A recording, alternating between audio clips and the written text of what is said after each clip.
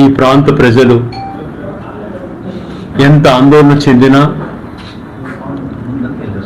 ఎంత తమ ఆవేదన వెలిబుచ్చుకున్నా, ప్రభుత్వం దొంగచాటుగా కనీసం నోటిఫికేషన్ ఇవ్వకుండా ఒక్క రోజులో నిర్ణయం తీసుకొని నిర్దాక్షిణంగా లక్షలాది మంది గొంతు కోశారు. మా ఆవేదనను చెప్పాలనుకున్నా, మా ఆలోచనలు ఏంటి అన్నటువంటిది ఏమాత్రము పరిశీలన చేయకుండా గతంలో నేను జరుగుతున్న పరిణామాలు వివరిస్తున్నా చాలామందికి ప్రభుత్వం చేసేటువంటి మోసాలు అర్థం కాక ప్రజలతో ఎన్నుకున్న ప్రభుత్వం ప్రజాస్వామ్యంలో అంత ద్రోహం చేయరు అని చెప్పి అనుకున్నటువంటి సమయంలో నిర్దాక్షిణంగా మనిషిని ఎలా అయితే దారుణంగా కొంతమంది కుట్రదారులు నరికే పడతారు, అంతకన్నా దారుణంగా రాయచోటి ప్రాంతాన్ని విచ్ఛిన్నం చేశారు. చెప్పుకుంటే పోయేటువంటి బాధ కాదు. ఎక్కడ త్వరగా మళ్ళీ ఈ ప్రజల నుంచి తిరుగుబాటు వస్తుందనో, లేకపోతే ఈ ప్రజల నుంచి లీగల్ పాయింట్స్ వస్తాయో అనే ఆస్పెక్ట్లో భయపడి పక్కా ప్రణాళికతో మోసపూరితంగా నిర్ణయం తీసుకున్నారు. దీన్ని ఏకైక మార్గం న్యాయస్థానాల ద్వారా పోరాడటానికి ఏకైక అవకాశం ఉన్నది. మా శక్తి కొద్దీ హైకోర్టులో మా వాదనలన్నీ వినిపించాం. ఈ ప్రాంతానికి సంబంధించిన ఆవేదన ఏదైతే ప్రభుత్వం ప్రొసీజర్ ఫాలో కాకుండా మోసం చేసిందో, ఏదైతే నోటిఫికేషన్లో మెన్షన్ చేయకుండా నిర్దాక్షిణంగా ఏకపక్ష నిర్ణయం తీసుకునిందో, ఏదైతే ప్రజాస్వామ్య స్ఫూర్తిని దెబ్బతీస్తూ తీసుకున్న నిర్ణయం ఏదైతే ఉందో దీన్ని ప్రశ్నిస్తూ న్యాయస్థానంలో మేము వేసినటువంటి పిటిషన్ పైన మేము నియమించుకున్నటువంటి లాయర్, న్యాయవాది అతి అద్భుతంగా ప్రజెంట్ చేశాడు. దాదాపుగా 25 నిమిషాలు మన ప్రాంత ఒక ఆవేదన తను వెలుబుచ్చాడు. దాదాపుగా ఏదైతే పిల్ ఫైల్ అయిందో ఆ పిల్కి సంబంధించి 144 పేజీల డాక్యుమెంటు రాయచోటి మీడియా సోళ్ళకి అందరికీ కూడా అది పంపించినాను నేను. దాంట్లో ఎక్కడ చూసినా లీగల్గా పర్ఫెక్ట్గా ఉంది. వాళ్ళు ప్రభుత్వం నుంచి ప్రొసీజర్ ఫాలో కాలేదు. లీగల్ ప్రకారంగా నిర్ణయం తీసుకుంటే ఖచ్చితంగా వాళ్ళు తీసుకుంటే నిర్ణయం తప్పు అని చెప్పి నిరూపించిన అవకాశం ఖచ్చితంగా అందులో ఉంది. అన్ని విన్న తర్వాత ఇప్పుడున్న పరిస్థితులలో అడ్మినిస్ట్రేషన్కు మేము వెంటనే స్టే ఇవ్వలేము, 8 వారాలు గడువు ఇస్తాము అని చెప్పి జడ్జి చెప్పినప్పుడు తిరిగి మన తరపున పోరాడేటువంటి న్యాయవాది గారు ఇక్కడి నుంచి ఆఫీస్ నుండి షిఫ్ట్ చేస్తున్నారండి, మీరు ఏదో ఒక నిర్ణయం చెప్పండి అని అంటే నేను దీన్ని 4 వారాల వరకు తగ్గిస్తానని చెప్పి మళ్ళీ జడ్జిమెంట్ చేయడం జరిగింది.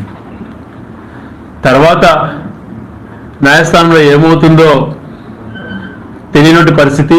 కానీ ఉన్నటువంటిది ఏకైక మార్గం న్యాయస్థానంలో పోరాటం చేయడం మాత్రమే మిగిలింది. ఎంత మోసం చేశారు ఈ ప్రభుత్వం వాళ్ళు అనంటే, జనవరి 1వ తేదీ నుంచి కులగణన స్టార్ట్ అవుతుంది. జనవరి 1, 26 నుంచి ఎటువంటి బార్డర్స్ మార్చకూడదు అన్నటువంటి నిబంధనలను అనుసరించుకొని, అది కాలరాత్రి అంటారో ఏమంటారో, డిసెంబర్ 9న మాకు ఒక బ్లాక్ డే రోజున నిర్దాక్షిణంగా అవకాశం లేకుండా 1వ తేదీ తర్వాత నిర్ణయము మళ్ళీ బార్డర్స్ మార్చేది, హెడ్ క్వార్టర్స్ మార్చేది ఉండకూడదు, ఈ పాపులేషన్ స్టార్ట్ అవుతుంది అని చెప్పి అవకాశం లేకుండా చేసేసి జీవో ఇచ్చేసేసి 31వ తేదీకే ట్రక్కులలో పెట్టి ఇంకొకటి పెట్టి ప్రతి పైన ఇక్కడి నుంచి అన్ని తీసుకుని మదనపల్లికి వెళ్తుంటే రాయచూట్లో పుట్టినటువంటి ప్రతి వ్యక్తి, గడ్డపైన పెరిగిన ప్రతి ఒక్కటి కన్నీరు గార్చుకున్నారు లోపల.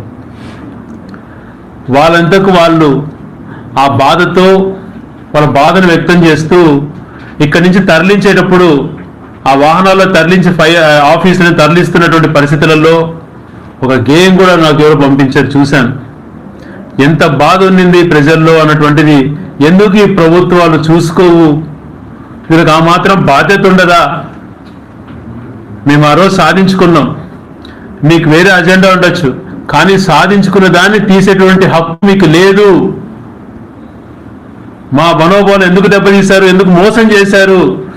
ఎన్నికలు 3 సంవత్సరాలు ఉండాలి, 3 సంవత్సరాల పైగా మర్చిపోతారు అనేటువంటి భావనతో, నిర్లక్ష్యంతో మీరు వ్యవహరిస్తున్నారు, రాజకీయ పార్టీలు కానీ నాయకులు కానీ.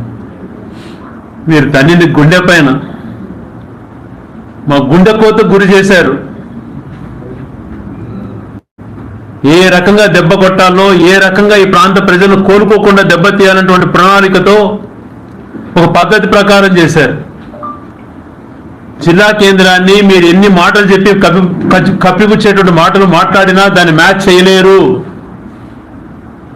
ఎందుకు ఈ మాట చెప్తున్నానంటే, 84 ఆఫీసులు, 6 నియోజకవర్గాల నుంచి రోజుకి 500 వచ్చినా 3000 మంది మా రాయచూడి పట్టణానికి వచ్చేవాళ్ళు. ఇక్కడ వ్యాపారాలన్నీ జరిగేటువంటి, సంపద సృష్టిస్తానని చెప్పేటువంటి మహానుభావుడు చంద్రబాబు నాయుడు గారు ఈరోజు 30 కిలోమీటర్ల చుట్టుపక్కల భూముల వాల్యూ లేకుండా పోయినాయి, వ్యాపారాలు లేకుండా పోయినాయి.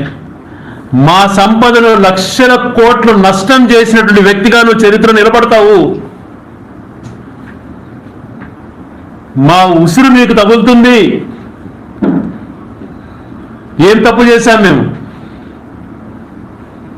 మీ పార్టీ కూడా విజయం సాధించింది, ప్రజల మద్దతు మీకు ఇచ్చినారు, అయినా ఇంత గొంతుకు వేయడం సమంజసమా? మా ఉసురు తగలకుండా పోదు. లక్షల కోట్ల రూపాయలు మా ప్రాంత ప్రజల యొక్క సంపదను ఆవిరి చేశావు. చెప్పుకుంటే తీరేటువంటి బాధ కాదు ఇది.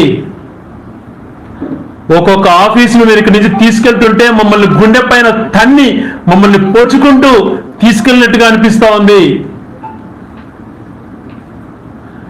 మేము ఓవర్నైట్ తిరుగుబాటు చేసిండకపోవచ్చు,